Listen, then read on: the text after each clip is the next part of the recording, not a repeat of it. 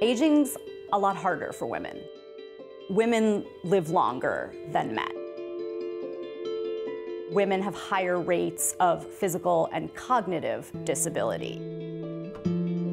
Many of us are living alone. It gets a little lonesome. You can sometimes get a little depressed, and it affects your memory. Women face a lot of health challenges, economic challenges, and a lot of times there aren't the services and supports available that would make it easier for them. I make just enough that I don't qualify for assistance. You make just enough where you don't qualify, but not enough where you can get by on your own. More than half of single older women do not have enough money to meet their basic needs. It's hard for me to untangle the financial from the health.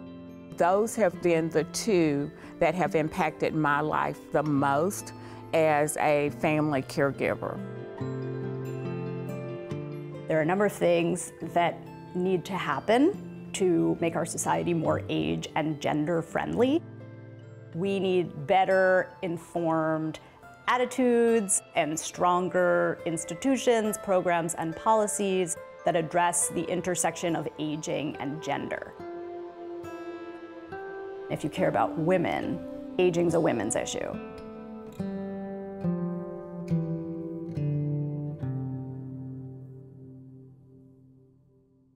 Major funding for aging matters is provided by the West End Home Foundation, enriching the lives of older adults through grant-making, advocacy, and community collaboration. The Jeanette Travis Foundation, dedicated to improving the health and well-being of the Middle Tennessee community. The HCA Healthcare Foundation, on behalf of TriStar Health. Cigna, together all the way. Additional funding provided by Jackson National Life Insurance Company, the Community Foundation of Middle Tennessee, and by members of NPT. Thank you. I'm Lindsay Goldman. I'm the Chief Executive Officer of Grantmakers in Aging. Our mission is to mobilize social, intellectual, and financial capital to improve the experience of aging now and in the future. And we do the work that we do because aging's universal. We are aging at the intersection of multiple identities and in relation to the people around us and our environments. And a society that connects, engages, and cares for people at every age is a stronger, healthier, more productive society. Aging's harder for women. Our institutions, our policies, our programs were designed when people just didn't live this long. As of November the 21st, I'll be 82 years old. I have two daughters, and they live in the D.C., Maryland area. Kim is the oldest. I do not have any family here in Nashville, but I have close friends. You can tell that's some time ago because that's when my hair was black. Now it's all white. The life expectancy gender gap has actually increased over the last couple of years. It had been decreasing, but it's now larger than it's been since 1996. 79.1 years for women, for 73.2 years for men. My husband and I, as we had just got married at Pickett Chapel Church in Lebanon, Tennessee. So women often outlive their partners, which means that they live alone, they're single income households, and it will cost more money. The years go fast. It is so important to have friends close by to check on you, particularly if you live alone and family members are not in the city. Because as you age, there could be accidents like falling. As a result of living longer, women have higher rates of physical and cognitive disability. Women are much more likely to become frail than men. They develop the sarcopenia, the weakness, a lot easier. And then along with that is the cognition. Some of these changes with aging, we see changes at the cellular level in the brain. We see shrinkage of the size of the brain, the areas where in the brain that are responsible for short-term memory. You know, me being in my 80s, just interacting with other people helps your memory. Many of us are living alone. And when you are sitting at home alone, it gets a little lonesome. You can sometimes get a little depressed, and it affects your memory.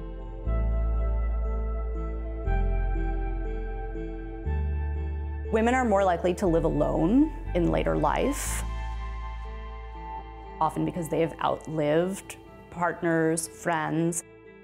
Living alone does not necessarily mean that one is socially isolated, but it is one of several risk factors for social isolation, which we know has very severe physical and mental health implications. We need to have some socialization. It's just so important to have some connection to friends or neighbors or somebody. It helps for safety reasons and for memory. And just to have somebody to call on if you need somebody. That's important.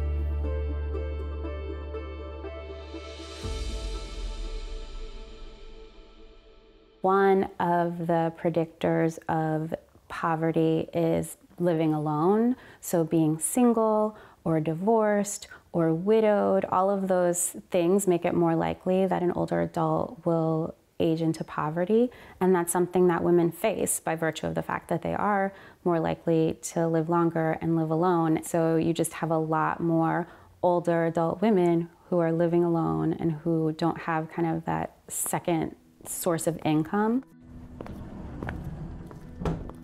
Aging is expensive as a woman, and as a result, many women are financially insecure.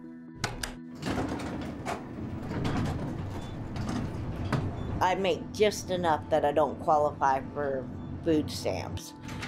Just enough where I don't qualify for assistance. You know, it's one of those, you make just enough where you don't qualify, but not enough where you can get by on your own.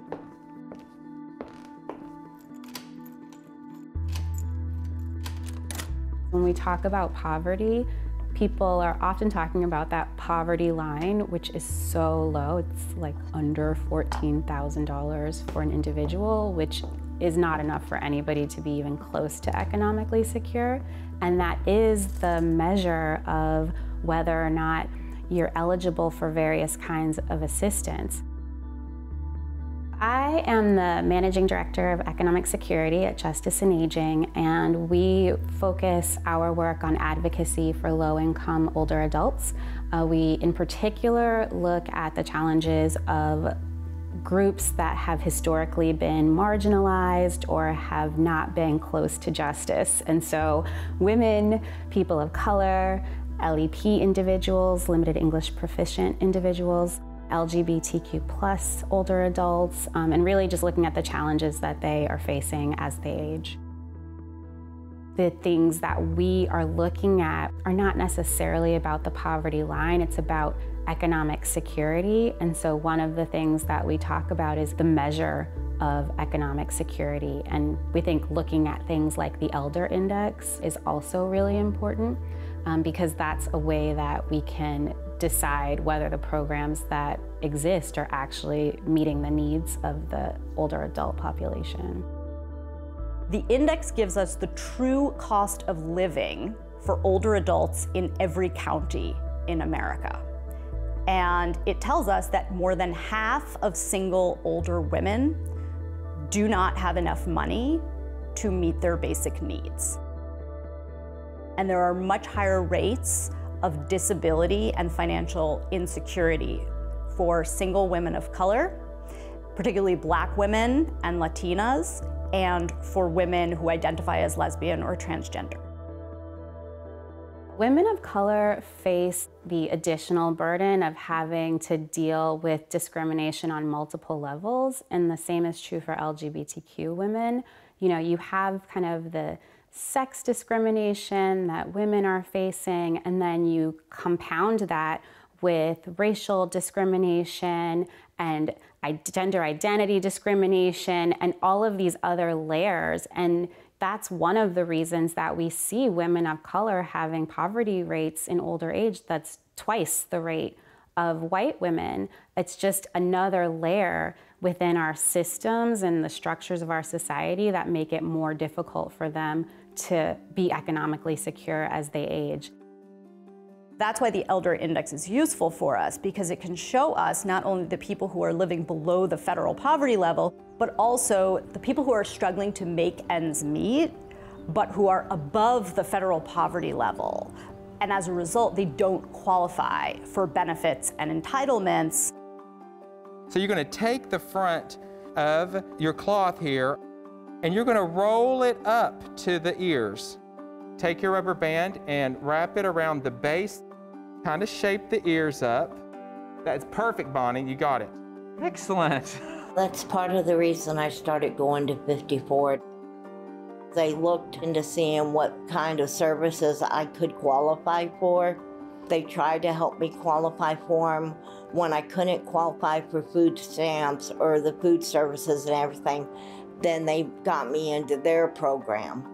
So the Older Americans Act provides some funding for programs and services delivered by the Aging Network. And the Aging Network delivers things like Meals on Wheels and case management and senior center services, all of the traditional services that are not covered by the healthcare system, but are so essential to good health. And so there is a network in place, but this is a network that is significantly under-resourced. There are long waiting lists. They simply don't have the capacity to address the need. The kind of things I could use help with is food. That's one of the things 54 does for me. They give me a food bag every week that has some frozen meals in it that I can eat and some cans of stuff. There needs to be a lot more of a focus on services for older adults. I was reading something recently that talked about the percentage of dollars federally that goes toward older adult services, and it's very low. We need to sort of elevate the conversation about what the opportunities are and how we're going to solve this problem. People have to make really hard choices between the cost of buying food, the cost of rent, the cost of medicine.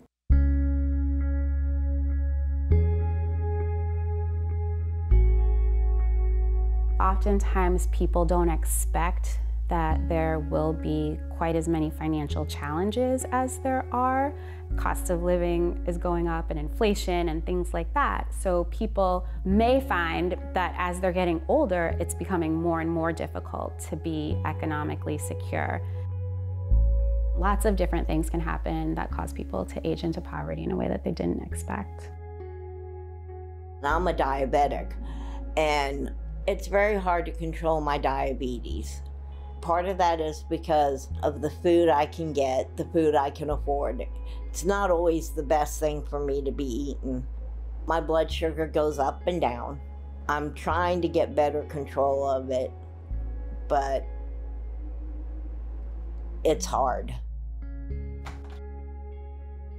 It's hard for me to afford to buy the correct foods to eat as a diabetic because I'm spending so much on my meds and everything, and I make a limited amount of money a month.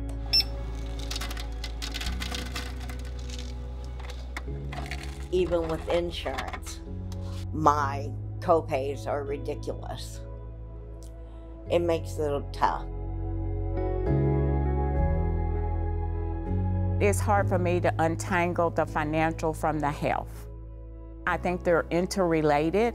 And so those have been the two that have impacted my life the most as a family caregiver.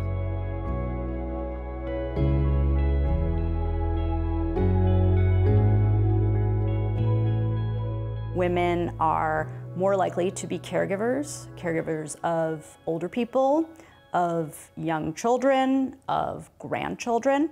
And that can be extremely gratifying, but also exhausting and expensive. Women and men have different rates of labor force participation, and a lot of that has to do with caregiving responsibilities.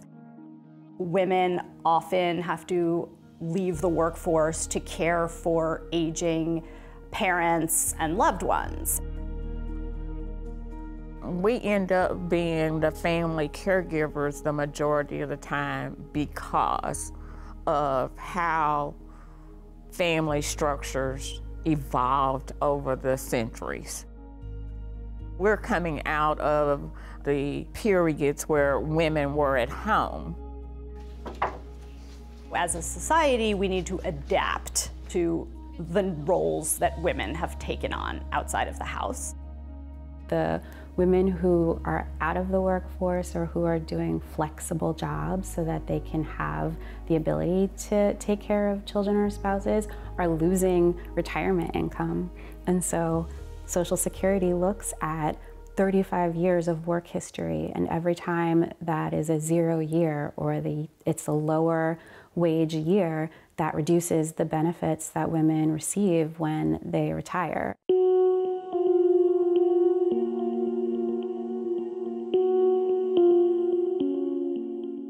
Having worked in long-term care for decades, it was very important for me that I not completely immerse myself into this family caregiving role. The first year or so, I probably did, and that was the year that led to what I would consider the next year of financial crisis, because I had spent so much time focused on my parents. But you can't get back that lost period. You cannot. It's really reflective of that idea of caregiving being undervalued, that we don't count any of that time. And then women, once they age, are penalized for the fact that they provided that kind of care. So it's not just the present. Because what I don't think that folks realize is that this impacts your future. And so I look at it at the macro level. So this is actually has impacted my future. And then I'm a single woman, and I'm a single Black woman. Okay, and then you need to take it out for Monday too? You're already set up. So I'm gonna actually shut Sunday and Monday. Okay, and then also take out the blood thinner. That's the blood pressure. And if people didn't provide that care, there are tremendous costs to healthcare and social insurance programs. So it is much more expensive to care for someone in an institution than it is to care for them at home. But that is because the costs are being incurred by women in private. That's that decrease in income. It's the stressors related to trying to work and also be a family caregiver. And then on the health side, there's just less time for you that ultimately impacts your health and well-being. And so I have noted exacerbation of a chronic condition that I have. That sometimes is not as well managed as it should be because I am not getting enough rest or not eating right.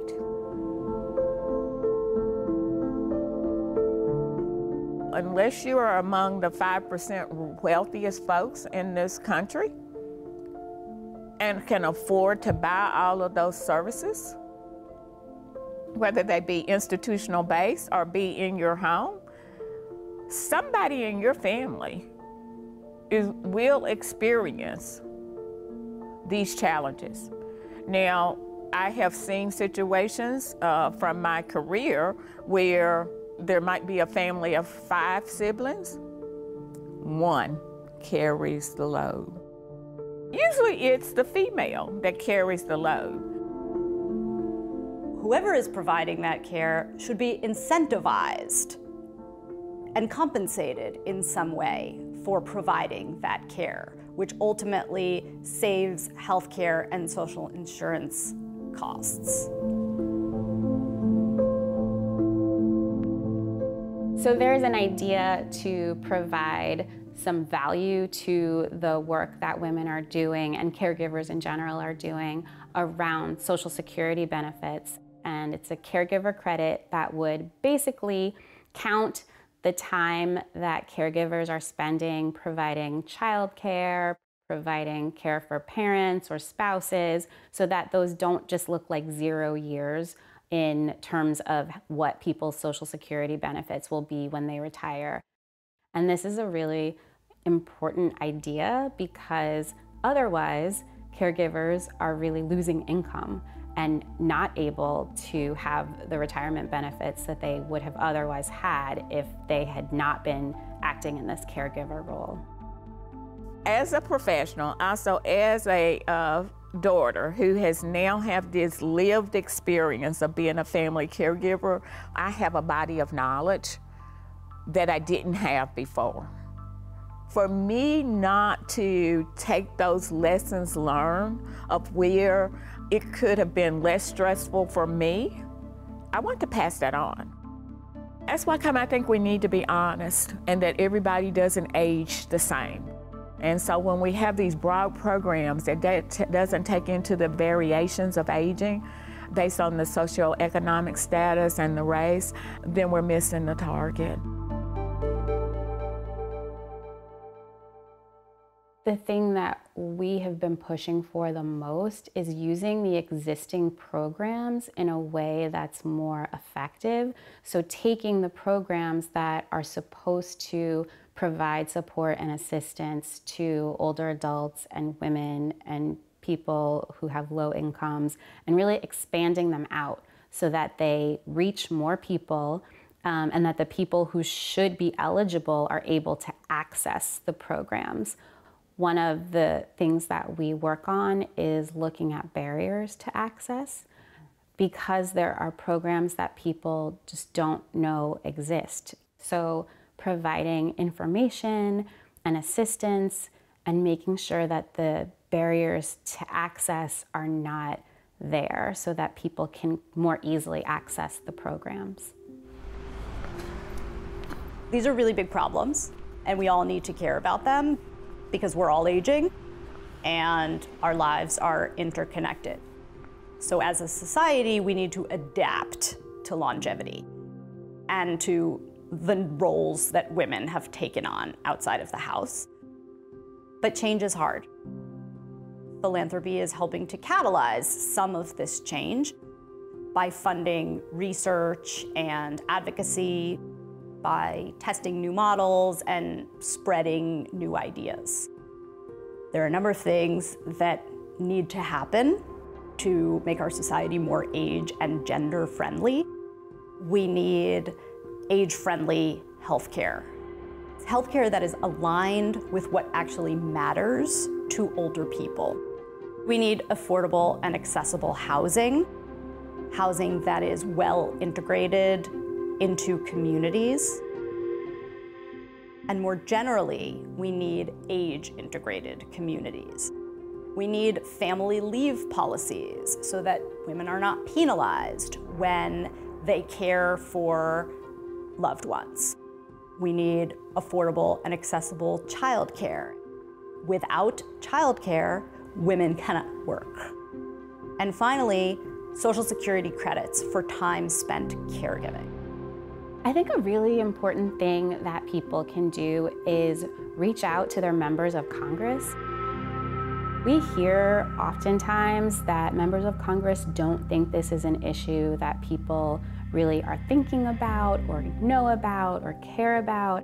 And so when they hear from their constituents that this is important and that it's a priority, that actually bumps it up in terms of the things that they're willing to fight for and the things that they're willing to push for change on.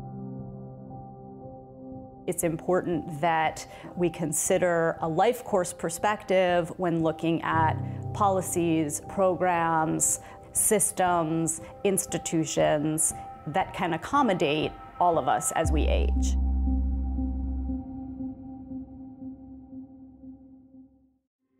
You can watch the entire Aging Matters series at our website, wnpt.org/agingmatters.